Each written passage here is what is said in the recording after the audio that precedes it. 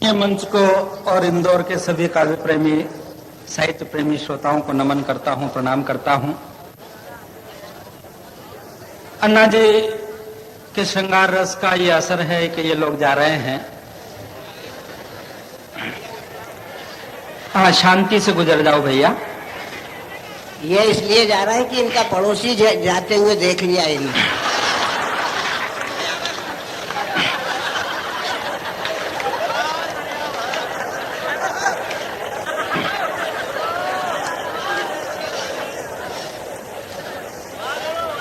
अच्छा, और पुरुष भी जोड़े से जा रहे हैं।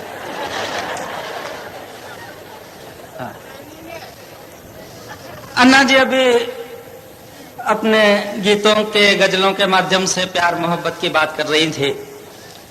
ये मोहल्ला बहुत ज्यादा प्रफुल्लित, उत्साहित, आह्लादित हो रहा था। उनके बाद मेरा नंबर आया तो ये मोहल्ला उदास हो गया है। क्यों उदास हो गया है, जो कारण मुझे समझ में आता है, मैं 4 पंक्तियों में वो कारण आप तक पहुंचाता हूं। अच्छा लगे, मजा लीजिए, आनंद लीजिए। अगर आपके अंदर आनंद की उत्पत्ति हो तो पीछे तक के श्रोता अपनी तालियों के माध्यम से अपनी आनंद की प्रतिक्रिया मुझ तक पहुंचाए। मैं आपसे वादा करता हूं कि ब्याज सहित दुगना मजा आपको दूंगा, वापिस आपको लौटाऊंगा। सुनिए 4 पंक्ति कि आप किस लिए उदास हो गए, आप किस लिए उदास हो गए, होश और क्यों हवास खो गए, एक पारों ने गीत क्या पढ़ा, आप सब देवदास हो गए, एक पारों ने गीत क्या पढ़ा, आप सब देवदास। बहुत बढ़िया बढ़िया साहित्यिक बातें उन्होंने अपनी शायरी में की, प्यार मोहब्बत की। वैसे इस तरह का प्यार आजकल या तो गीतों में रह गया है, या गजलों में रह गया है, या किताबों में रह गया है। आम जिंदगी में इस तरह की प्यार मोहब्बत रही नहीं। आप तो महानगर के लोग हैं, मुझसे ज्यादा अच्छी तरह जानते हैं। आजकल आदमी की लाइफ बहुत फास्ट हो गई है, उसके साथ साथ प्यार मोहब्बत भी फास्ट हो गया है। अब आजकल का प्यार तो ऐसे हो गया जैसे भिगोया, धोया, निचोया और हो गया।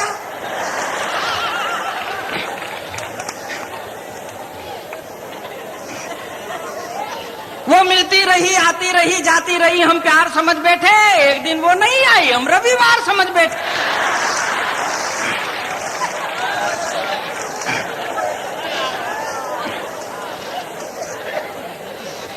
इसमें एक बात है कि ये लोग इसलिए तुम्हारे को देख करके दुखी हुए। तुमने कहा ना कि वो चली गई तो ये दुखी हुए, अब तुम्हें देख करके। तो ये संसार का नियम है कि लक्ष्मी जाती हुई बुरी लगती है और शनि आता हुआ दुखी थे।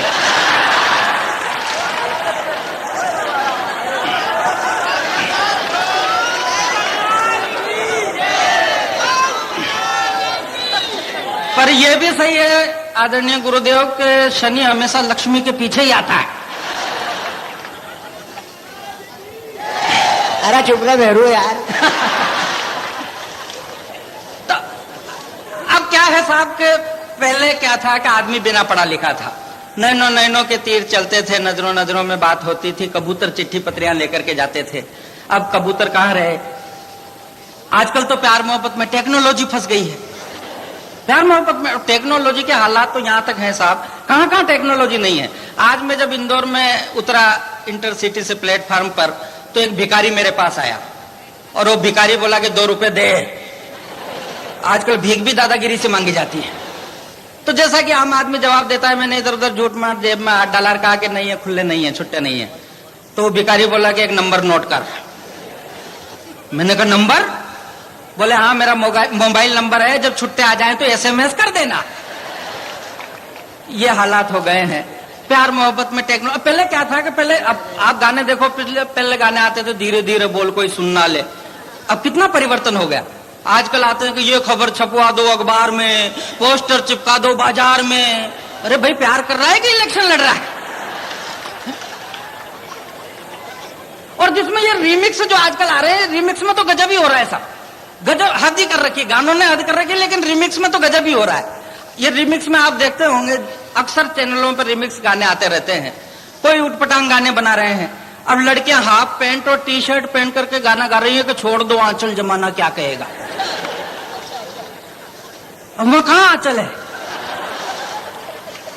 लेकिन उनको शब्दों का अर्थ ही पता नहीं, बस बनाए जा रहे हैं, गाए जा रहे हैं। एक आजकल टीवी खोलो कोई सा भी चैनल तो एक गाना ऋतिक रोशन गाता ही रहता है, एक लाइन को 20-20 बार, मैं ऐसा क्यों हूं, मैं ऐसा क्यों हूं, मैं ऐसा क्यों हूं। अब दिमाग खराब हो जाता है, टीवी बंद कर देता है। तू ऐसा क्यों है, तेरे मम्मी पापा से पूछ यार।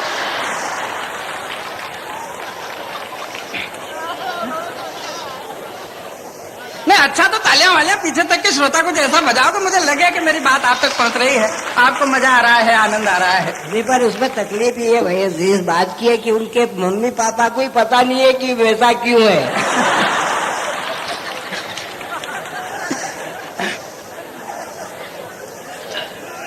अच्छा, एक टेक्नोलॉजी की जहां बात आई, मैं एक छोटा सा व्यंग आप तक पहुंचाता हूं। महानगरों की पीड़ा को इस व्यंग में व्यक्त कर रहा हूं।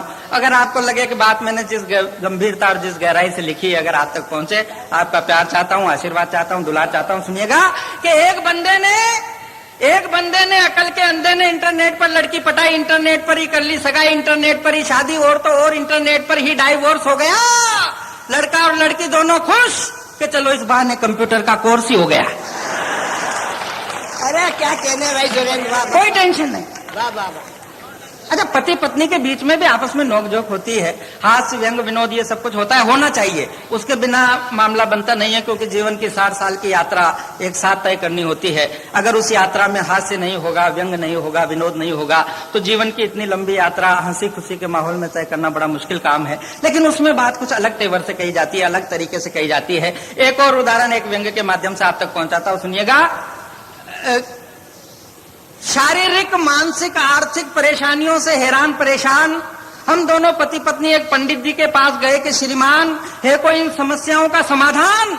पंडित जी बोले, रे नादान, सूर्य अस्त है, मंगल अमंगलकारी है, बुध की महादशा में गुरु का अंतर है, शुक्र नीच का है, शनि का ढैया है, इसलिए रुक रहा गृहस्थी की गाड़ी का पहिया है, राहु और केतु की वक्र दृष्टि है, इसलिए इन सारी समस्याओं की सृष्टि है। इन सब समस्याओं के समाधान का एकमात्र उपाय है 1.25 महीने तक रोज नियमित रूप से महामृत्युंजय जप के जाप करवाओ। रोज सुबह सुबह 2 बेसन के लड्डू सफेद गाय को और 2 देसी घी में चुपड़ी हुई रोटी काले कुत्ते को खिलाओ। चौथे 5वें दिन झल्लाती हुई, दांत किटकिटाती हुई, बड़बड़ाती हुई हमारी धर्म पत्नी हमारे पास आई और बोली कि पूरे मोहल्ले के 4 चक्कर लगाए आई, न तो कुत्ता मिला और न गाई। घर गृहस्थी की कुछ तो जिम्मेदारियां आप भी संभालो।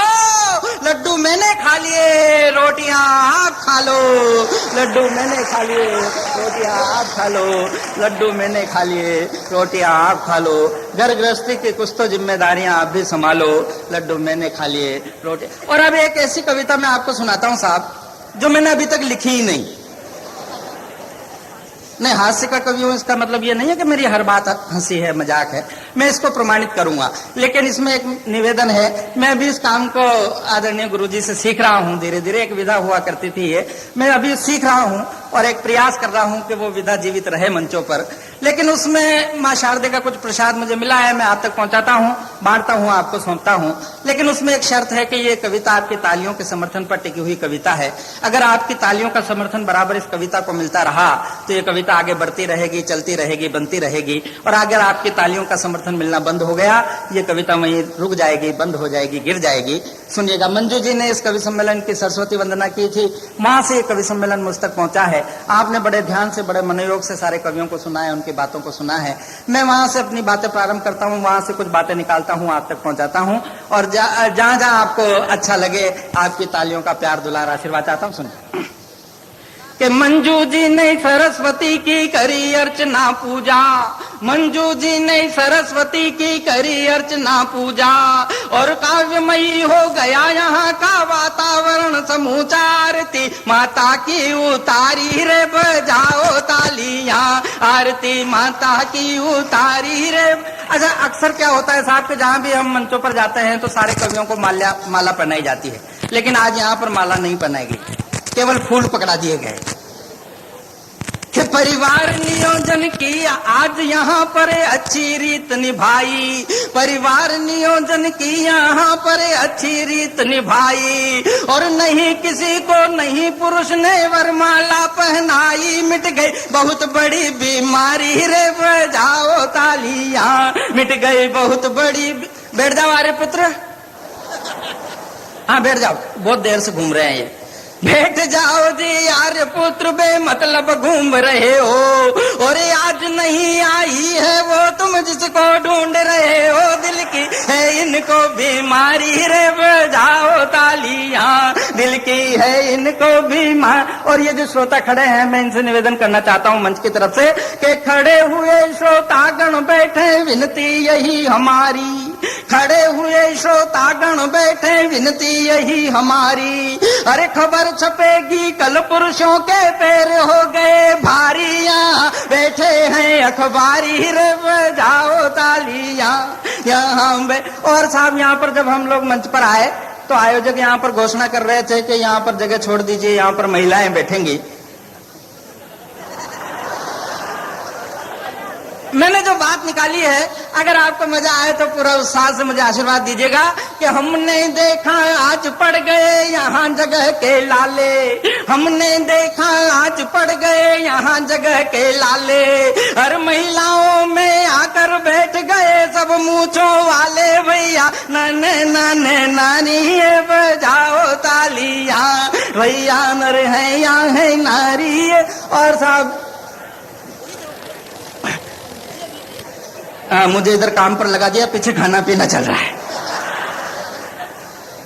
वो ब्रजेंद्र चकोर जी, उन्होंने फिल्मी धुनों पर गीत पढ़ा और हाँ ये जा रहा है कि भैया निकल जाओ, आ रहा है अभी पता ही नहीं चलता कि आ ही रहा है कि जा ही रहा है।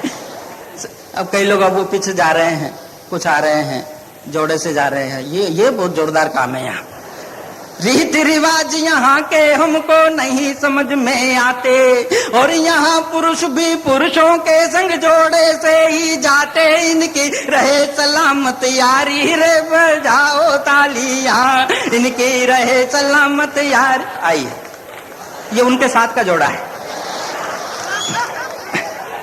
हाँ उधर वो जा रहे हैं भैया, हाँ जाइए, आप भी जा रहे हैं।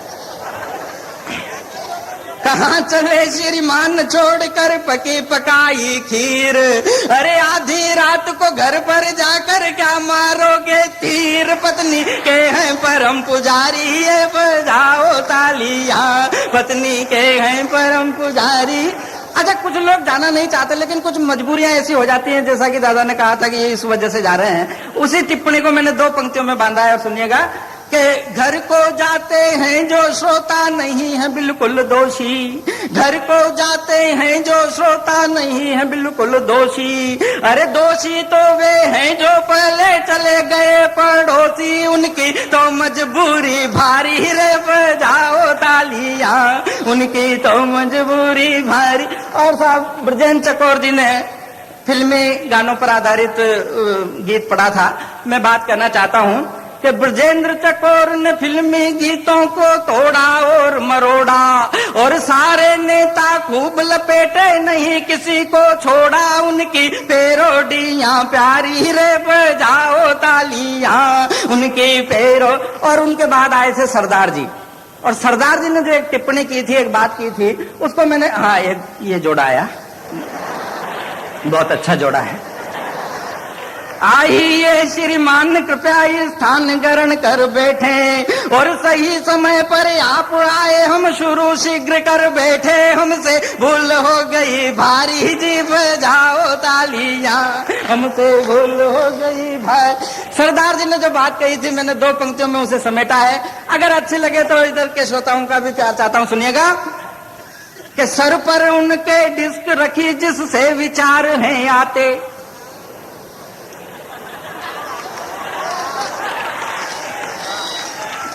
के सर पर उनके डिस्क रखी जिससे विचार हैं आते, पर आए हुए विचार के दाढ़ी से अर्थिंग हो जाते, इनकी मती गई है मारी रे बजाओ तालियां, इनकी मती गई है मारी रे।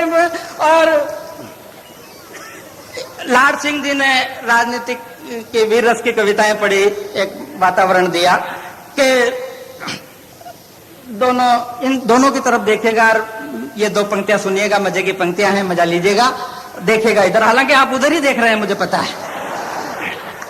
कि इन दोनों को साथ देखकर मन में उठती शंका, ध्यान से देखिएगा, मैं दो राजनीतिक प्रतीक दे रहा हूं। अगर आपको लगे कि मैं बहुत सटीक और बिल्कुल नजदीक के प्रतीक दे रहा हूं तो मुझे प्यार दीजिएगा, आशीर्वाद दीजिएगा कि इन दोनों को साथ देखकर मन में उठती शंका, और यहाँ सोनिया संग विराजी जैसे आज प्रियंका, इनकी जोड़ी कितनी प्यारी रे, बजाओ तालियां इनकी जोड़ी। और अन्ना जी के बाद मुझे बुलाया है, मैं गुरु जी को शिकायत की एक पंक्ति देना चाहता हूं, सुनिएगा कि सतन जी ने भी भाई हमसे बदला खूब निकाला, सतन जी ने भी भाई हमसे बदला खूब निकाला, अरे मारुति के पीछे इंजन सड़क कूटने वाला, इनके बाद हमारी बारी रे, बजाओ तालियां इनके बाद हमारी बारी रे, बजाओ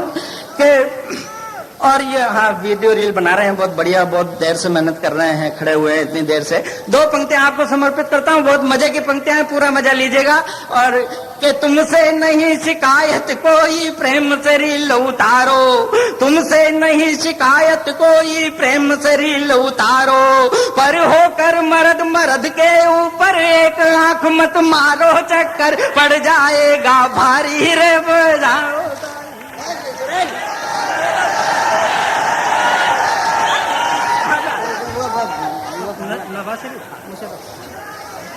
ये मैं जानता हूं आपको, क्योंकि अभी उनने जो है अपने टाइटल दिखाए, फिल्म शुरू नहीं की, एक आध रील भी आपको देख लेना चाहिए। मैं इसीलिए आया हूं, एक कविता पढ़वाना चाहता हूं मैं, ताकि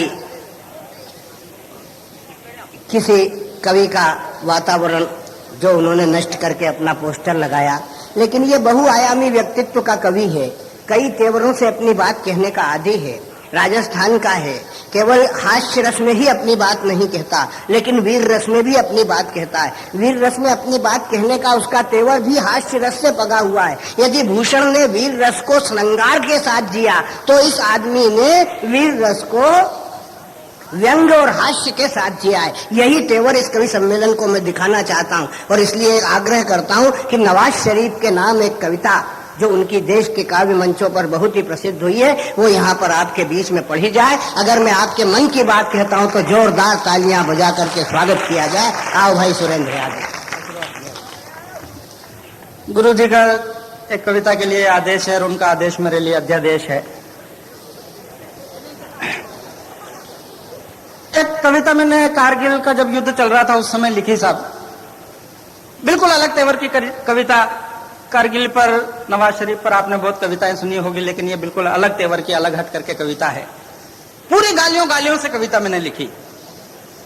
हमारे देश के प्रधानमंत्री मित्रता का प्रस्ताव लेकर के जाएं और बदले में लाशों के ढेर, लाशों के अंबार लेकर के लौटें। ऐसी स्थितियों में, ऐसी परिस्थितियों में अंतरात्मा से जो आवाज निकलती है उसकी केवल दो भाषाएं होती हैं, एक गोली की भाषा, दूसरी गाली की भाषा। गोली की भाषा में जवाब हमारे बहादुर सैनिकों ने दिया, बड़ी दिलेरी से दिया, बड़ी बहादुरी से दिया। लेकिन जो दूसरी भाषा है गाली की भाषा, उस भाषा में जवाब इस माइक के माध्यम से, इंदौर के इस मंच से, आपके इंदौर के श्रोताओं के संबल से, इनके समर्थन से, इनके मनोबल से पाकिस्तान के उस वजीर आजम, भूतपूर्व वजीर आजम नवाज शरीफ तक मैं पहुंचाना चाहता हूं, जिसकी वजह से पूरा कारगिल का युद्ध हुआ, कारगिल का पूरा प्रकरण हुआ। ये गालियों गालियों से लिखी गई कविता है, लेकिन ये गालियां नहीं है साहब। यह एहसास है उन माओं के जिन्होंने अपने सपूत सीमाओं को दिए हैं। यह एहसास है उन बच्चों के जिनके सर से बाप का साया उठ गया है। यह एहसास है उन बहनों के जो अपने भाइयों की कलाइयों पर राखियां बांधने के लिए आज तक तरस रही हैं, तड़प रही हैं। मैंने केवल उन एहसासों को जुबान दी है, उन एहसासों को गाया है। मेरे शब्द शब्द के साथ चलिएगा, मेरा मनोबल बढ़ाइएगा और संबल बढ़ाइएगा। आपका साथ चाहता हूं, समर्थन चाहता हूं, सुनिएगा। अरे ओ लुच्चे लफंगे बदमाश इडियट बास्टर टपोरी मक्कार नमक हराम ना शुक्रे नुकरे नामर्द नापाक चालाक चालबाज दगेबाज धोखेबाज कौन में खास शरीफ नवाज।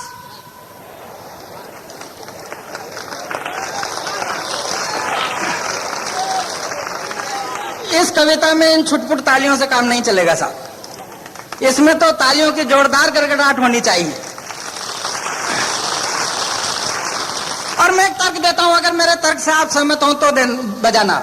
ये मैं राजस्थान का रहने वाला हूँ, ये मालवा बिल्कुल घर जैसा पारिवारिक माहौल है, मैं अपने घर में ही महसूस करता हूँ अपने आप को। लेकिन 1.5-2 लाख श्रोताओं की भीड़ में पिछले 4 साल से बड़े रिस्क लेकर के मैं इस कविता को पढ़ रहा हूँ।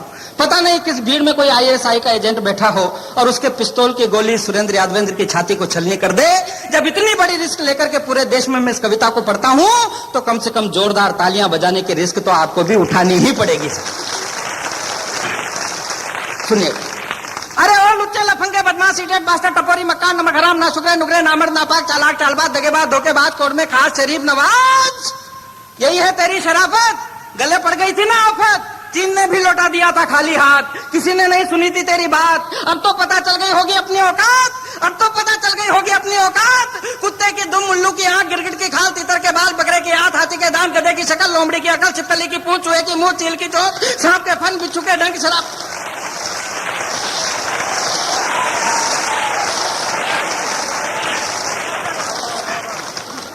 और ऐसा नहीं है साहब कि ये गालियां मैंने जबरदस्ती आपकी तालियों के लिए इस कविता में ठूसी हूं।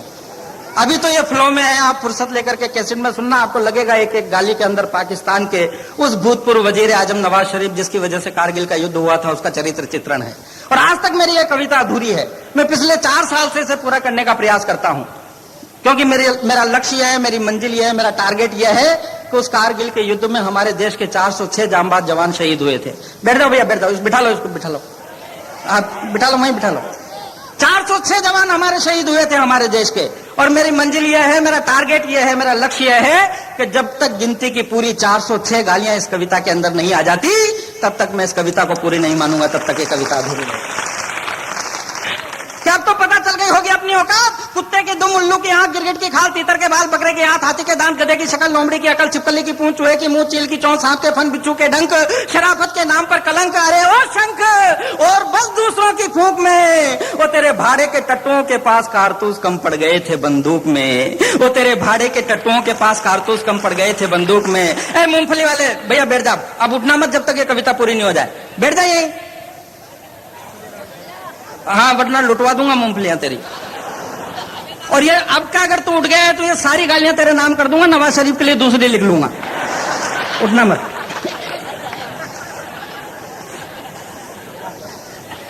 तेरे भाड़े के टट्टुओं के पास कारतूस कम पड़ गए थे बंदूक में, जान के लाले पड़ गए थे, भागते भागते पैरों में छाले पड़ गए थे, चारों तरफ से घिर गए थे, भागने का रास्ता तलाशते फिर रहे थे, भागने का रास्ता तलाशते फिर रहे थे, हक्के बक्के साले छक्के। और ये गालियां उन घुसपैठियों के नाम है साहब जिन्होंने हमारी बहनों की मांग का सिंदूर उजाड़ा है कि भागने का रास्ता तलाशते फिर रहे थे, हक्के बक्के साले छक्के, शिखंडी पाखंडी कंजर पर पालतू पिल्ले, कबर बिज्जू, गटर के कीड़े, गोर खोदे गाड़ दिए।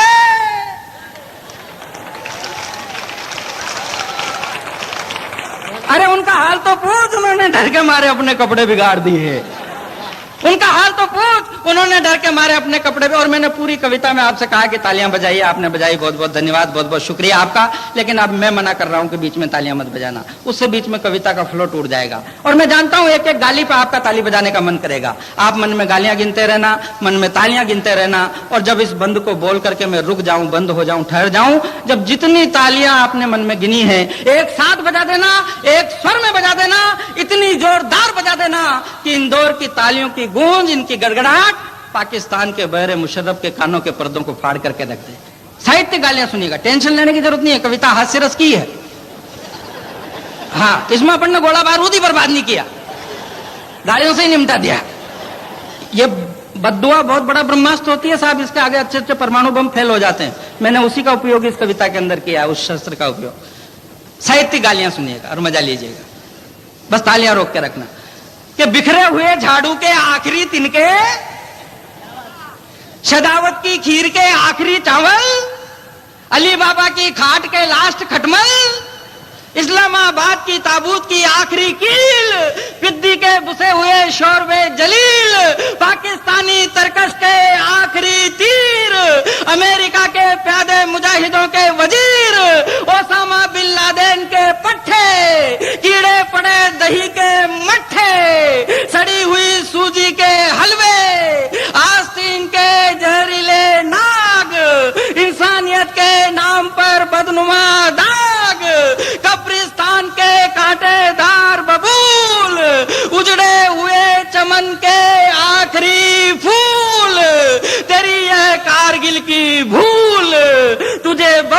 महंगी पड़ेगी। अरे तेरी लाश किसी गटर में सड़ेगी, तेरी लाश किसी गटर में सड़ेगी, तेरी लाश किसी गटर में सड़ेगी, तेरी लाश।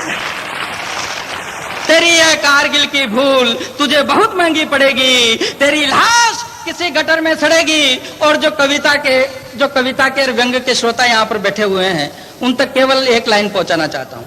कविता का क्या साहब, कविता तो एक लाइन में हो जाती है, आधी लाइन में हो जाती है। ये जो मैंने अब तक बोला ये कविता नहीं थी, ये केवल कविता की भूमिका थी। हाँ, कविता का क्या, कविता तो एक लाइन में हो जाती है, एक आधी लाइन में हो जाती है।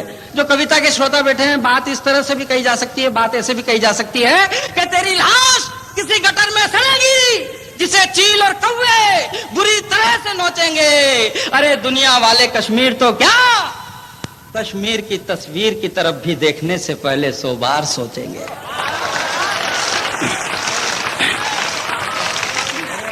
दुनिया वाले कश्मीर तो क्या, कश्मीर की तस्वीर की तरफ भी देखने से पहले 100 बार सोचेंगे। कब्र के कैक्टस,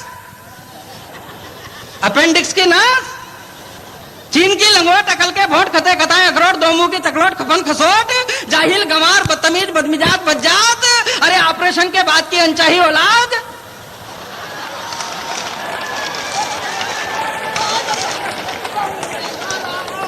स्थानीय चमचे, क्षेत्रीय चाटुकार, राष्ट्रीय चापलूस, अंतरराष्ट्रीय झेलू। तेने बहुत झेला, अब और झेल, अंतरराष्ट्रीय दबाव झेल, मानसिक तनाव झेल, मुर्दाबाद के नारे झेल, संबोधन हत्यारे झेल, हत्याओं का दोष झेल, जनता का क्रोध झेल, आर्थिक मंदी झेल और गालियां गंदी गंदी झेल। आर्थिक मंदी झेल। और कविता आप शुरू कर रहा हूं साहब। हाँ, कविता अब शुरू हो रही है। आर्थिक मंदी झेल और गालियां गंदी गंदी झेल।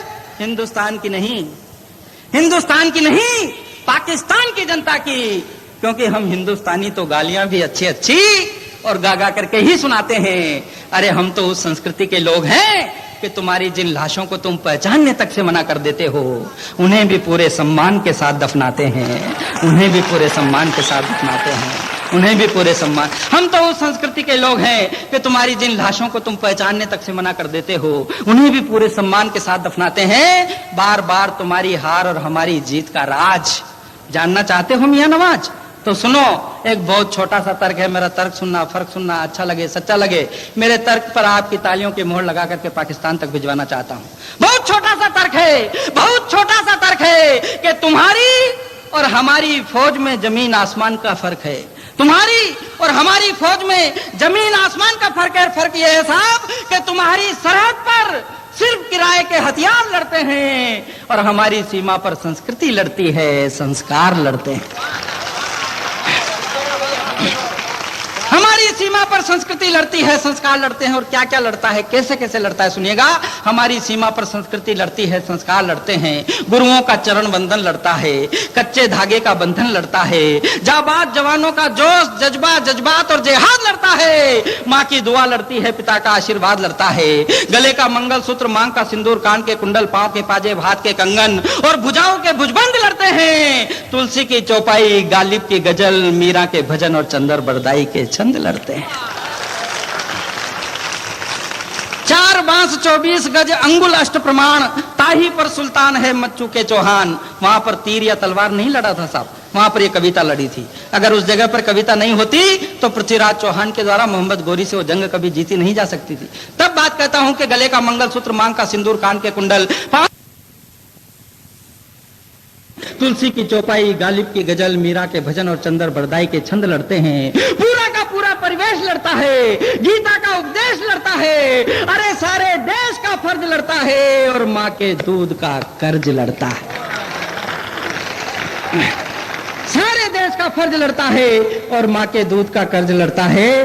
जवान बेटे की शहादत पर गर्व से बाप का सीना फूल जाना, बूढ़े कमजोर कपकपाते हाथों का हाथों में बंदूक का उठाना, माँ की शिक्षा के दूध और कौंक कभी मत ले जाना, बड़े भैया का आदेश के छोटे बोली पेट पर मत खाना, नन्ही सी तुतलाती जुबान के पापा दुश्मन के छक्के छुड़ाना, दुआओं में लपेट कर लाखों बहनों का सीमा पर राखियों का भिजवाना, मेरा रंग दे बसंती चोला वाला गाना, सुहाग की गीली मेहंदी का तिलक प्रियतम के भाल पर लगाना, अंतिम समय तक साथ देने का वचन निभाना, और अपने जिगर के टुकड़े कलेजे के कतरे इकलौते बेटे का दाखिला भी फौजी स्कूल में ही करवाना।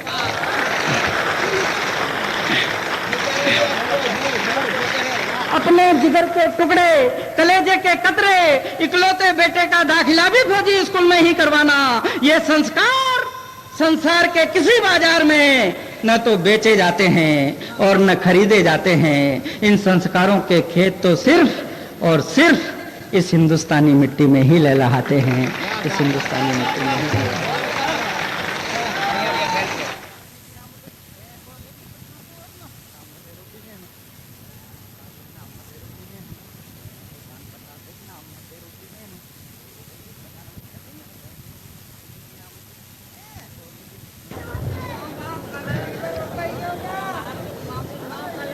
दोस्तों, मैं आदरणीय गुरुजी सत्येंद्र जी को प्रणाम करता हूं, और जहां मेरा दोस्त मेरा छोटा भाई सुरेंद्र यादव ने छोड़ करके गया है, मैं काव्य वार्ता वहीं से शुरू करता हूं। इन्होंने हिंदुस्तान के संस्कार बताए, आप लोगों ने सिर्फ कविताओं में सुना, लेकिन कड़वा सच ये है, एक किस्सा बताना चाहता हूं साहब, वाकई में हिंदुस्तान के संस्कार कैसे लड़ते हैं। मैं मुंबई में रहता हूं, एक कपड़े का व्यापारी मेरा दोस्त है, ये चुटकुला किस्सा नहीं है, सच्ची घटना बता रहा हूं गुरुदेव। एक आदमी अपने बच्चों को कपड़े दिलवाने के लिए आया, उसने अपनी बीवी को 5 साड़ियां दिलवाई, अपनी बेटी को 5 ड्रेस दिलवाई, अपने बेटे को 5 पैंट और शर्ट दिलवाई। तो मैंने उससे पूछा, क्यों भाई घर में शादी है क्या? उसका जवाब सुन के आशीर्वाद दीजिएगा मित्रों। उसका, नहीं साहब, मेरा नाम रमेश यादव है, मैं फौजी हूं, कारगिल में युद्ध चल रहा है, युद्ध का बुलावा आ गया है, और मैं ये जानता मैं वापस नहीं आऊंगा, ये सोचकर 2 साल के कपड़े दिलवा करके जाना हूं। यह संस्कार वाकई में सुरेंद्र यादव ने कहा है, हमारे हिंदुस्तान में मिलते हैं। बड़ा खुश होकर बोल रहा है, मेरा रमेश यादव है, वो जानता है कि मेरी मौत आएगी, मैं मौत गले लगाऊंगा। बड़ा खुश होकर बोल रहा है कि मेरा नाम रमेश यादव है, मैं फौजी हूं, कारगिल में युद्ध चल रहा है, युद्ध का बुलावा आ गया है, और मैं जानता वापस नहीं आऊंगा, ये सोचकर 2 साल के कपड़े दिलवा करके जा रहा हूं, क्योंकि सरकार से पैसा आने में 2 साल लग जाएगा। ये संस्कार है हिंदुस्तान के। और पाकिस्तान जिंदगी भर कभी जीत नहीं सकता, उसका कारण वही कारगिल के युद्ध के दौरान पाकिस्तान के सैनिक ने अपनी बीवी के पास लेटर लिखा। लेटर समझ में आया तो आशीर्वाद दीजिएगा मित्रों। उसने अपनी बीवी के पास लेटर लिखा कि जानेमन मुशर्रफ की मम्मी, अस्सलाम वालेकुम, परसों हिंदुस्तान की सेना ने हमें 500 मीटर पीछे धकेल दिया था, कल भी हमें 250 मीटर पीछे धकेल दिया था, अगर यही रफ्तार रही तो इंशाअल्लाह 15 दिन में आकर के मिलता हूं। ये वहां की देशभक्ति है, क्योंकि हिंदुस्तान का सैनिक क्या सोचकर लड़ने के लिए जाता। मैं वहीं काव्य यात्रा शुरू करता हूं जहां मेरे छोटे भाई ने छोड़ी थी। सुन रे नवाज, क्या सोच के देख करके गई जीतने के लिए। सुन रे नवाज, घर नहीं आया बाज, कारगिल पे उठाई अंगुली पछाड़ देंगे हम, और पहले तेरे पाक के 2 भाग कर दिए हमने, अब के तेरे पाक को नक्शे से फाड़ देंगे हम। कश्मीर के तो ख्वाब देखना ही बंद कर दे, कश्मीर के तो ख्वाब देखना ही बंद कर दे, वरना तेरे संग कीर्तन की जड़ें उखाड़ देंगे हम। और अब के जो युद्ध छिड़ा महाकाल की कसम, इस्लामाबाद में तिरंगा गाड़ देंगे हम, इस्लामाबाद में तिरंगा गाड़ देंगे हम। तभी हमारी विजय हुई। मेरे छोटे भाई ने कहा, और एक मेरे दोस्त है, जहां पंक्तियां शुरू की थी आपने ब्रजेंद्र चकोर को सुना, इन्होंने माननीय अटल बिहारी वाजपेयी जी के बारे में बहुत कुछ कहा, सोनिया जी के बारे में कहा, तमाम नेताओं को इन्होंने अपनी पंक्तियों में कहा। चोर, हमें लाड सिंह गुर्जर ने कहा गुंडे बदमाश चोर उच्च के पहुंच गए हैं। मैं मेरे दोस्त से कहना चाहता हूं, ब्रजेंद्र चकोर से, कि माननीय अटल भी हो सकता है दिल्ली में स्थिति हो गई है। आपने देखा सचिन तेंदुलकर 3 सेंचुरी मारने वाला कभी कभी 0 पर आउट होता है, कोई मजबूरियां रही होंगी। वरना मैं बता देना चाहता हूं, ये कहना चाहता हूं, जो सोनिया का पक्ष लेते हैं, जो भी कोई पार्टी का नहीं है, पहले बोला है, लेकिन सोनिया गांधी और अटल जी में एक फर्क है। सोनिया गांधी ने शादी के लिए देश छोड़ दिया, अटल बिहारी वाजपेयी ने देश के लिए शादी छोड़ दी।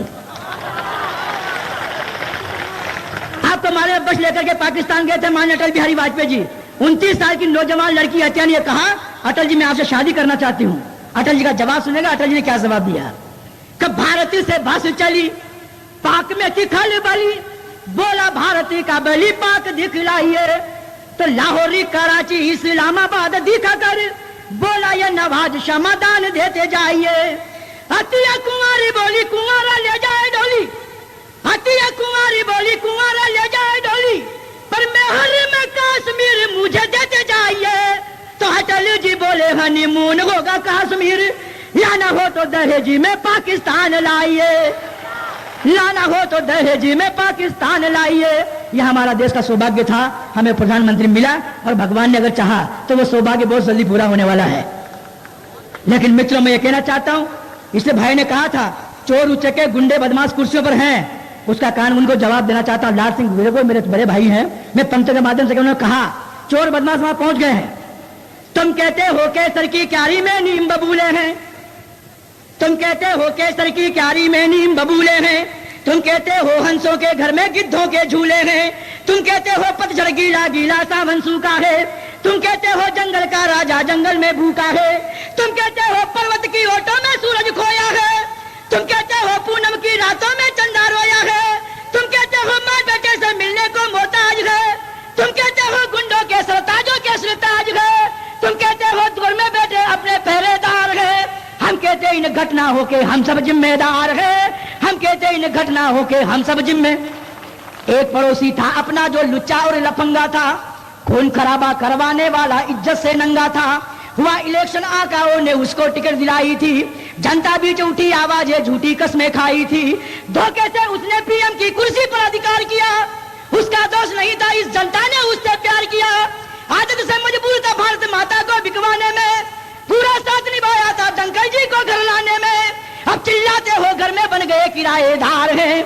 हम कहते इन घटनाओं के हम सब जिम्मेदार हैं, हम कहते इन घटनाओं के। और पाकिस्तान के लिए मेरे दोस्त ने कहा आगरे में बुलाया था जहां पागल खाना था उसको, मुशर्रफ साहब को, लेकिन वहां पास में पागल खाना भी था। तो लोगों ने कहा अटल जी इसको यहां बुलाने की क्या जरूरत थी। अटल जी ने कहा कि हिंदुस्तान में कहावत है कि पहली गाली मैं ना बोलू दूजी मैं ना करूं बिगाड़, जब कोई तीजी गाली देवे खंजर से लू शीश उतार। 2 बार उसको समझा दिया है। उसके सम्मान में 21 तोपों की सलामी दी गई, लेकिन कमबख्त एक भी तोप पर निशाना ही नहीं लगा। अटल जी ने कहा ऐसा न हो जाए, हम प्यार करना जानते हैं। गांधी ने कहा कि एक गाल पर थप्पड़ हमारे दूसरा गाल सामने कर दो, लेकिन कोई बदतमीज अगर तीसरी बार आता है तो उसके लिए हमें चंद्रशेखर आजाद की और मूंछों की जरूरत पड़ती है। तुम क्या देखेगा अटल जी ने क्या कहा मुशर्रफ से। 2 बार यहां आकर बिरयानी खिला चुका हूं, फिर भी नहीं मानता। सुनिएगा, तो भारत से नफरत करने वाला शैतान कहां पर था। ऐसा ना हो जाए, भारत से नफरत करने वाला शैतान कहां पर था। अमेरिकन के तलवे चाटे वो दीवान कहां पर था। भुट्टो को दफनाने वाला कब्रिस्तान कहां पर था। जिन्ना के खूनी मंसूबों का रमजान कहां पर था। चंद दिनों में आता जाता वो अभिमान कहां पर था। आने वाली पीढ़ी पूछे पाकिस्तान कहां पर था। आने वाली पीढ़ी पूछे पाकिस्तान कहां पर था। और चंगचड़ी तो सुनो मुशर्रफ नाम निशान नहीं होगा। नक्शा तो होगा नक्शे में, पाकिस्तान नहीं होगा। नक्शा तो होगा नक्शे में। उन्होंने कहा उसको एक गलतफहमी है कि हिंदुस्तान के मुसलमान उसके साथ हैं, ये उसकी गलतफहमी है। उन्होंने कहा कि भूल गया क्या लाल बहादुर की बेचोट निशानी को, भूल गया अब्दुल हमीद की भारत पर कुर्बानी को। भारत के हर मुसलमान को तूने मिर्जा जाफर समझा, कश्मीर को सुन नवाज क्या अब्बा की जागीर समझा। जितनी गए औकात तेरी घोटाले मेरे देश में। अगर पाकिस्तान को दुनिया के सामने खड़ा करके नीलाम बोली लगा दी जाए, उसका जितना पैसा नहीं आएगा उससे ज्यादा हमारे नेता पर हवाला कांड है। अगर उस समय अटल बिहारी वाजपेयी जी वीरप्पन से बोलते थे वीरप्पन तेरी सजा माफ, उधर पाकिस्तान साफ, क्या औकात है उसकी। अटल जी ने कहा कि भूल गया क्या लाल बहादुर की बेचोट निशानी को, भूल गया अब्दुल हमीद की भारत पर कुर्बानी को। भारत के हर मुसलमान को तूने मिर्जा जाफर समझा, कश्मीर को सुन नवाज क्या अब्बा की जागीर समझा। जितनी गए औकात तेरी घोटाले मेरे देश में, जितनी जनसंख्या तेरी चौटाले मेरे देश में। हिंदुस्तानी मुसलमान तेरा भाई जान नहीं होगा। नक्शा तो होगा नक्शे में, पाकिस्तान नहीं होगा। नक्शा तो होगा नक्शे में। मैं उससे क्या बात करूं। आप लोगों के सामने इस छावनी में एक बात कहना चाहता हूं, आपका समर्थन चाहता हूं। हर हिंदू वफादार नहीं होता, हर मुसलमान गद्दार नहीं होता। यह बात सुनकर के आपको कविता पढ़नी सुननी पड़ेगी मित्रों। हर मुसलमान गद्दार नहीं है, हर हिंदू वफादार नहीं है। मुलायम सिंह यादव मुंबई आए थे, उन्होंने ये कहा हमें 2000 करोड़ रुपए पाकिस्तान को देने चाहिए। मैंने पूछा क्यों देने चाहिए, तो मुलायम सिंह का जवाब सुनेगा। उसने कहा यार जो पाकिस्तान ने हमारे पर बम फोड़े हैं, जो बेचारे का खर्चा हुआ है, भारत की जनता में से जिसने भी तेरा साथ दिया, तेरे खून स्नेहा तो में मजहब वाला हाथ दिया, तेरे मातम में मातम, खुशियों में खुशी मनाएगा, बेइज्जत कर संविधान तेरे पद चिन्हों पर जाएगा, भारत के टुकड़े का कर भी जो तेरे गुण गाएगा, नमक हरामी वो लुक्का जिंदा बनाया जाएगा, गद्दारों को फांसी होगी जीवन दान नहीं होगा, नक्शा तो होगा नक्शे में पाकिस्तान नहीं होगा, नक्शा तो होगा नक्शे में। और मित्रों एक कविता पढ़ना चाहता, बहुत छोटी, मैं जाने रहा हूं। मैं ये कहना चाहता हूं नरेंद्र मोदी मुझे कैसा लगा, आपको कैसा लगा मैं नहीं जानता। मैं छत्तीसगढ़ में डॉक्टर रमन के साथ इलेक्शन में था, मैं वसुंधरा जी के साथ था, लोग बोलते थे नरेंद्र मोदी को हटाओ, नरेंद्र मोदी को हटाओ, उनकी हाँ मैंने भी लगा दी, मैंने कहा हटाओ। हाँ, उन लोगों ने बोला क्यों हटाओ, मैंने कहा बिल्कुल सही बोल रहे हैं ये, अभी गुजरात का काम हो गया, इसको यहां से हटाओ, अभी दिल्ली पहुंचाओ।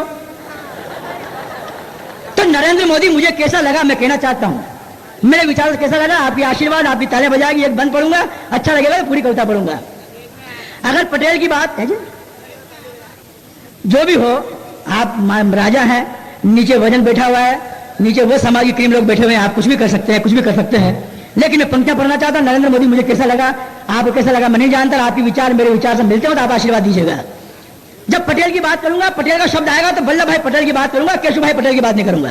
पंक्तियां देखेगा, कभी सरकार चलती थी रूठ जाती थी, कभी सरकार चलती थी रूठ जाती थी, सेनाओं के शासन से झंडा टूट जाती थी, छोटी छोटी बात का बड़ा धमाल होता था, खुले आम गुंडे घूमते कमाल होता था, गाड़ियों का सिग्नल ठीक ठाक नहीं था, शेर की दहाड़ जैसा वाला धाक नहीं था, कभी चलती थी कभी रुक जाती गाड़ियां, कभी लुटती थी कभी फूक जाती गाड़ियां, कभी लुटती थी कभी फूक जाती गाड़ियां, तेज रफ्तार वाला मेल मिल गया जी, मोदी गुजरात को पटेल मिल गया जी, ऐसा लगा देश को पटेल मिल गया जी, मोदी गुजरात को पटेल मिल गया जी। जब इलेक्शन हुआ, अमेरिका से बुश बैठा बैठा देख रहा था क्या होने वाला है, पाकिस्तान में मुशर्रफ बोल रहा था क्या होने वाला है। मैं पंक्तियां कहना चाहता हूं कि दुनिया की नजरें लगी थी गुजरात पर, कांग्रेस क्यों हारी उस समय, दुनिया की नजरें लगी थी गुजरात पर, कभी अटल जी कभी सोनिया की बात पर,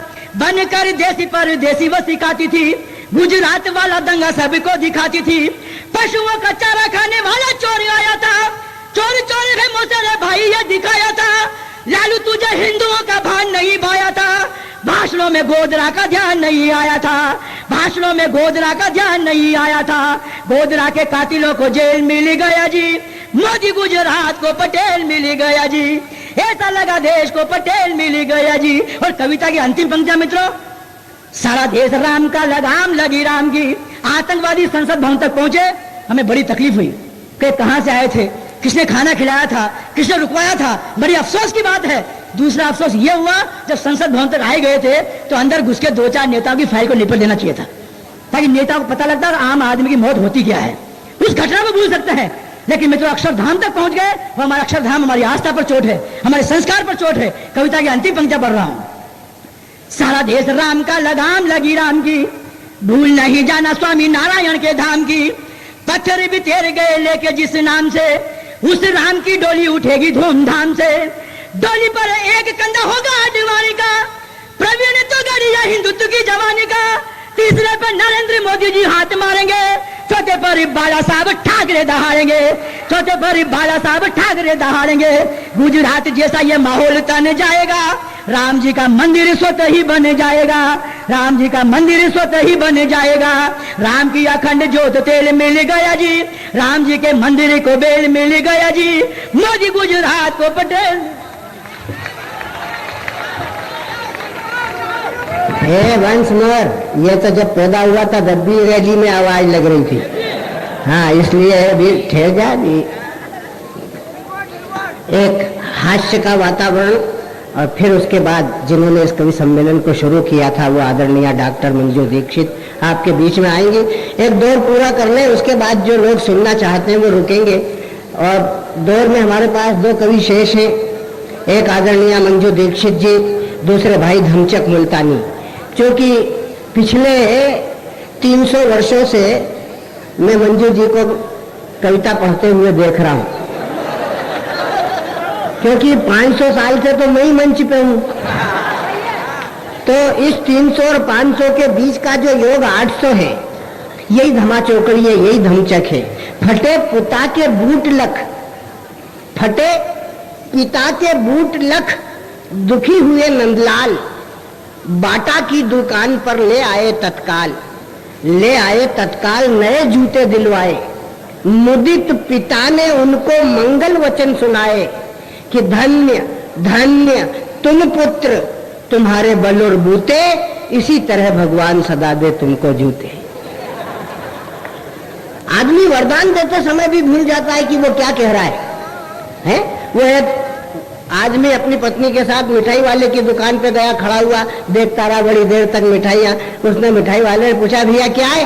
बोले कुछ नहीं भाई साहब, आपकी मिठाइयाँ बहुत सुंदर है। वो मिठाई वाला भी इंदौर का ही था। बोले हाँ ठीक कह रहे हो आप, आपकी पत्नी बहुत स्वादिष्ट है।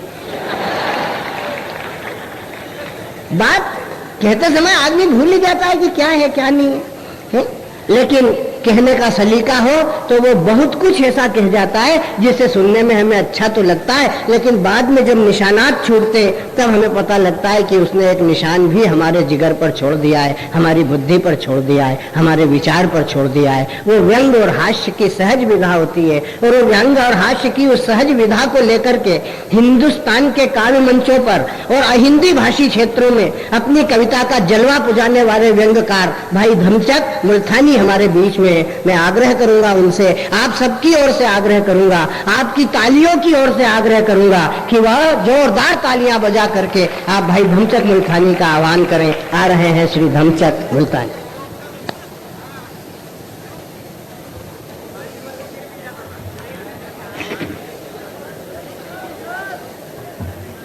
माँ सरस्वती को मैं प्रणाम करता हूँ।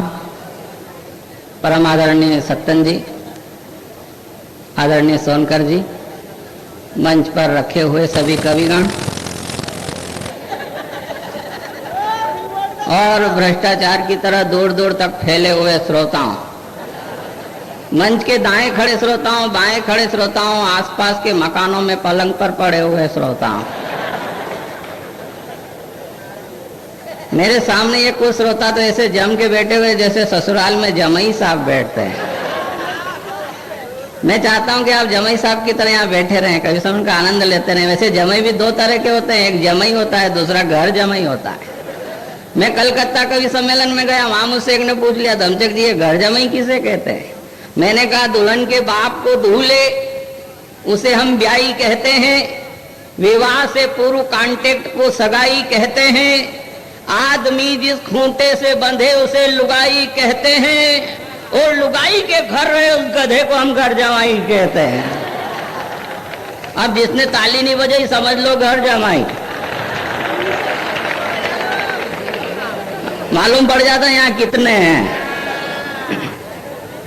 अब यहाँ बहुत शालीनता से, शिष्टता से यहाँ कवि सम्मेलन सुन रहे हैं। अब कवि सम्मेलन में कविता भी हमारे भाई ये बंजारा जी वीर रस की कविता सुना रहे थे। मैं तो वीर रस की कविता सुनाता नहीं हूँ, क्योंकि वीर रस की कविता सुन के श्रोता वीर गति को प्राप्त हो जाते हैं। मैं आपको हास्य रस की कविता सुना रहा हूँ, क्योंकि हंसना विधाता ने इंसान के ही किस्मत में लिखा है। आपने कभी जानवर को हंसते हुए नहीं देखा होगा, देख भी लें तो समझना कि वो इंसान हो रहा है, और किसी इंसान को आप हंसते हुए नहीं देखे तो समझना कि ये जरूर जानवर हो रहा है। अब मैं नहीं हंस रहा हूँ तो आप मेरे बारे में सब ऐसा मत सोच लेना, क्योंकि आप तो जानते हैं कि हंसने वाला पुरुष होता है और हंसाने वाला महापुरुष होता है। मैं छोटी छोटी कटपीस से शुरुआत कर रहा हूं। सबसे पहले कटपीस देखिए। एक व्यक्ति मेरे पास आया, रोया और गिड़गिड़ाया। मैंने पूछा क्या बात है, क्या हो गया? वो बोला धमचक जी मेरा गधा खो गया। मैंने कहा एक गधे के लिए तेरी आंखों में इतनी नमी है? अरे इतना बड़ा हिंदुस्तान है ये, यहाँ गधों की क्या कमी है? अरे तू गधे के चक्कर में व्यर्थ चक्कर मत खा, यहाँ से सीधा लोकसभा जा, तेरे सोए मुकद्दर फूल की तरह खिल जाएंगे। तू यहाँ एक ढूंढ रहा है, वहां सैकड़ों मिल जाएंगे। कई एक कटपीस और देखिए। कई प्रकार की घटना से कविताएं बन जाती है। एक मित्र बोले धमचक जी विवाह के समय आदमी औरत की मांग में सिंदूर भरता है। मैंने कहा भरता है। एक मित्र बोले धमचक जी विवाह के समय आदमी औरत की मांग में सिंदूर भरता है। मैंने कहा भरता है। वह बोला बताइए ऐसा क्यों करता है। मैंने कहा इसमें कोई क्या करे, सिंदूर नहीं तो क्या सीमेंट भरे, सिंदूर नहीं तो क्या सीमेंट भरे। फिर सीमेंट का कलर हरा होता है और सिंदूर का कलर लाल होता है, जिसे भरने के बाद आदमी पहली बार हलाल होता है। और हलाल होने की पहली शर्त है आदमी औरत की मांग में सिंदूर भरे, फिर जीवन भर उसके मांग की पूर्ति करे। और बेचारा करता है, और जो नहीं करता है वो जीवन भर अटल बिहारी रहता है। वैसे शादी का नाम सुनते ही कुंवारों के मन में लड्डू फूटने लगते हैं और शादीशुदा के मन में भवंडर उठने लगते हैं। कई प्रकार के घटनाक्रम से कविताएं निकलती है कि और छोटी छोटे कटपीस से मैं आपको जोड़ना चाहता हूं कि एक महिला ने एक साथ 6 बच्चों को जन्म दिया। अब आप तो हंसेंगे ही, रोएगा तो वो जिसको 6 हुए हैं। कि एक महिला ने एक साथ 6 बच्चों को जन्म दिया।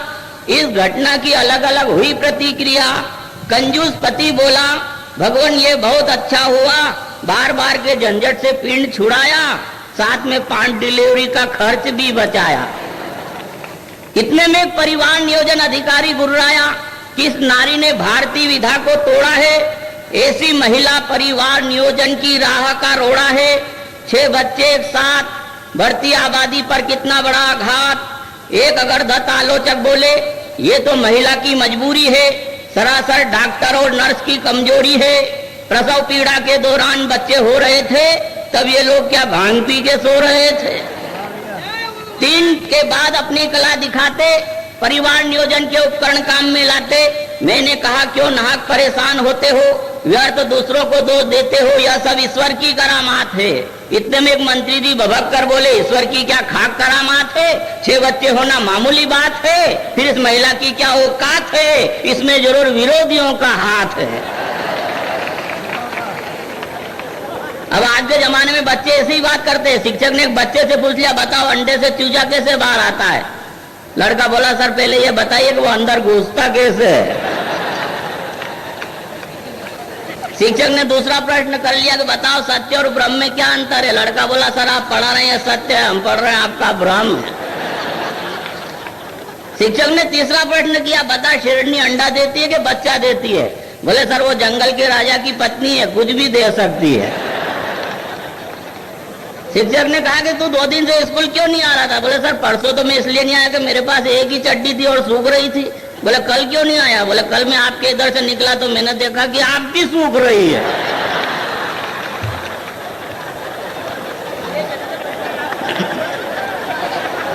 आपने भी किसी की सूखी हुई देखी हो तो ताली बजा सकते हैं।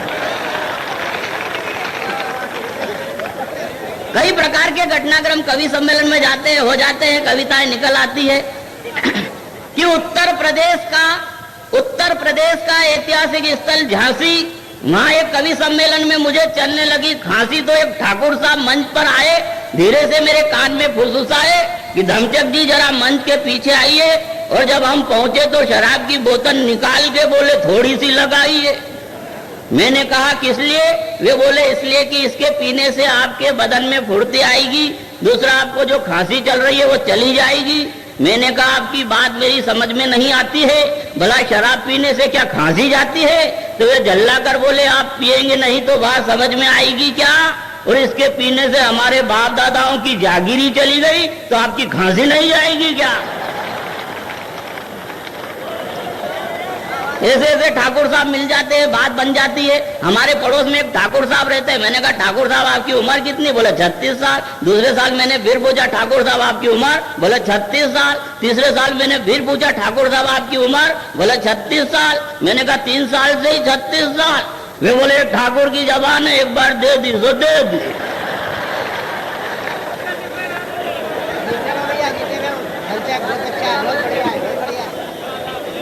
कविताएं कहीं से भी बन जाती है, इसमें कोई ऐसी बात नहीं है। हमारे आदरणीय सत्यन जी, ये एक बार मुझे सही घटना बताओ। रात को 2 बजे इन्होंने मुझे फोन किया, बोले क्या कर रहे हो? अब इनको बताओ कि रात को 2 बजे क्या कर रहे हो। सही घटना है, मैं भी खूब हंसा, ये भी खूब हंसा। क्या बताओ रात को 2 बजे क्या कर रहे हैं।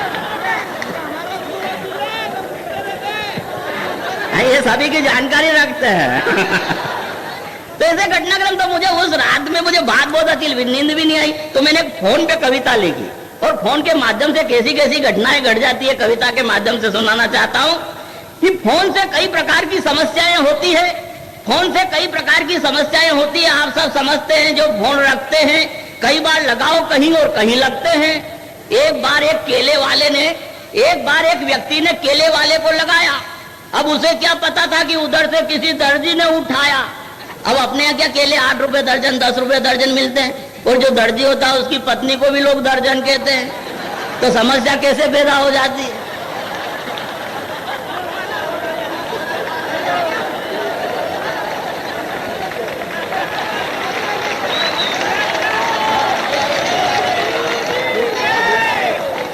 कि एक बार एक व्यक्ति ने केले वाले को फोन लगाया।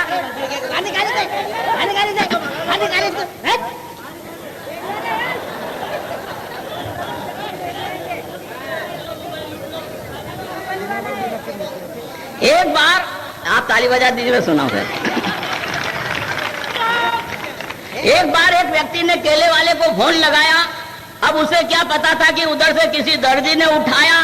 उसने केले वाला समझकर जैसे ही कहा कि शाम को 1 दर्जन घर भेज देना, तो उधर से दर्जी बोला अभी लट्ठ लेके आ रहा हूं, जरा अपना पता देना। एक तोतले पति ने, कभी कभी रांग नंबर लगता है, कभी कभी आवाज से भी आदमी को भ्रम हो जाता है कि ये सामने वाला ही बोल रहा है, पर गड़बड़ कैसे हो जाती है कि एक बार एक तोतले पति ने ससुराल अपनी पत्नी को लगाया। आवाज सुनकर उसे ऐसा लगा जैसे पत्नी ने ही उठाया। उसने तुतलाते हुए जैसे ही कहा कि ओ मेरे छपनों की लानी, तो उधर से आवाज आई कंवर साहब मैं तो बोल रही हूं उसकी नानी। एक बार हमने एक मंत्री जी को लगाया। अभी हमारे बड़े सौभाग्य की बात है, गर्व की बात है कि आदरणीय सत्तन जी कैबिनेट मंत्री का दर्जा इन्हें मिला है। बड़े गर्व की बात है हिंदुस्तान के सारे कवियों के लिए, इंदौर की जनता के लिए। एक बार इनके सम्मान में जोरदार ताली बजा दीजिए आप। कि धर्मचंद यहाँ रुक जाओ। ये इस मंच से उस कैबिनेट मंत्री का कोई लेना देना नहीं है। ये साहित्य सरस्वती और गणपति का मंच है, और यहाँ पर बैठ करके हम केवल काव्य की साधना और कविता के रंगों के तेवर को जीना जानते हैं। अगर यहाँ पर बैठ करके उस कैबिनेट मंत्री को जिएंगे तो वो इतनी निकृष्ट जिंदगी है जिसके बारे में ये सब खूब अच्छी तरीके से जानते हैं।